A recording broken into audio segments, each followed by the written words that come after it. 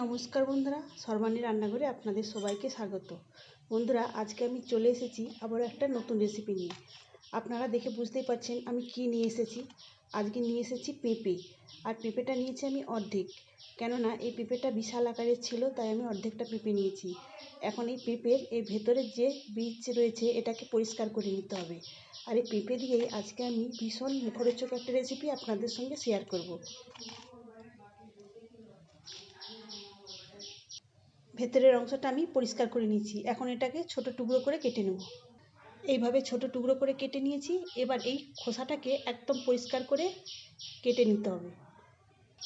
দেখুন বন্ধুরা, আমি খোসাটা এইভাবে ছাড়িয়ে নিয়েছি, আর আপনারাও চেষ্টা করবেন যেন না এতটুকুও সবুজ অংশ থাকে। আমি এখানে সমস্ত পেঁপের খোসাটা ছাড়িয়ে নিয়েছি। এখন পরিষ্কার করে পেঁপেগুলোকে ধুয়ে নিতে হবে। ধুয়ে নেওয়ার পর এই পেঁপেগুলোকে এখন টুকরো করে কেটে নিতে হবে। প্রথমে এই পেঁপেগুলোকে এইভাবে স্লাইস করে কেটে নিয়েছি। স্লাইস করে কেটে নেওয়ার পর এগুলোকে এইভাবে টুকরো করে কেটে নিতে হবে।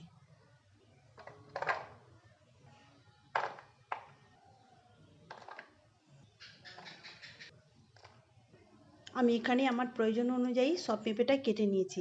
আর আপনারা যদি রেসিপিটা বানাতে চান অবশ্যই কাঁচা পেঁপে নেবেন। এখন এই কেটে রাখা পেঁপেগুলো একটা প্যানের মধ্যে দিয়ে দিলাম। এখন দিয়ে দেবো জল। এবার এই পেঁপেটাকে 60% সেদ্ধ করে নিতে হবে। সেদ্ধ হওয়ার জন্য গ্যাস অন করে বসিয়ে দিয়েছি। মিনিট 4-5 এইভাবে রেখে দেবো। পেঁপেটাকে আমি 4 মিনিট জলে সেদ্ধ করে নেওয়ার পর জলটা ঝরিয়ে নিয়েছি। আর এখানে দেখুন পেঁপেটা সম্পূর্ণ সেদ্ধ হয়নি, 60%-এর মতো সেদ্ধ হয়েছে। আর পেঁপেটাকে এইভাবেই সেদ্ধ করে নিতে হবে। এদিকে গ্যাস অন করে একটা কড়াই বসিয়ে ওর মধ্যে দিয়ে দিয়েছি খুবই সামান্য রিফাইন্ড তেল।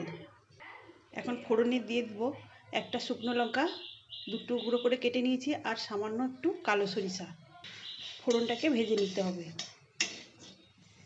এখানে ফোড়নটা ভাজার জন্য যতটুকু তেলের প্রয়োজন আমি ঠিক ততটাই দিয়েছি রিফাইন্ড তেল। ফোড়নটাকে ভেজে নিয়েছি, আর এই ফোড়ন থেকে খুব সুন্দর একটা মিষ্টি গন্ধও বের হয়েছে। এখন সেদ্ধ করে রাখা পেঁপে দিয়ে দেবো। পেঁপেটা দেওয়ার পর অল্প একটু নাড়াচাড়া করে নেবো, খুব বেশি নাড়াচাড়া করে ভাজার প্রয়োজন নেই। পেঁপেটাকে আমি 30 সেকেন্ডের মতো নাড়াচাড়া করে ভেজে নিয়েছি। এখন এর মধ্যে দিয়ে দেবো চিনি। আমি এখানে এই বাটির মাপে হাফ বাটি চিনি নিয়েছি। চিনিটা দিয়ে একটু নাড়াচাড়া করে নেব, তবে এতে চিনির পরিমাণটা একটু বেশি লাগে। আর দিয়ে দিলাম পরিমাণ মতো লবণ। লবণটা দেওয়ার পর আবার একটু নাড়াচাড়া করে নেব।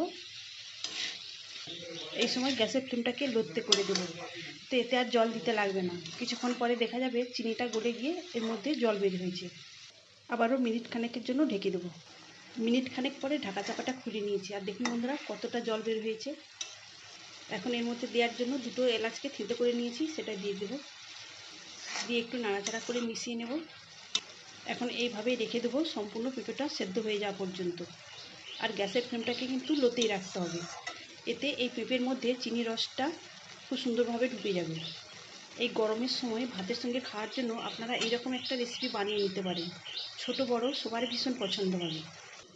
আর বন্ধুরা, রেসিপিতে দেওয়ার জন্য এখানে একটা পাতিলেবু আমি ছোট টুকরো করে কেটে নিয়েছি, আর রসটা এখন একটা বাটিতে নিংড়ে নেব।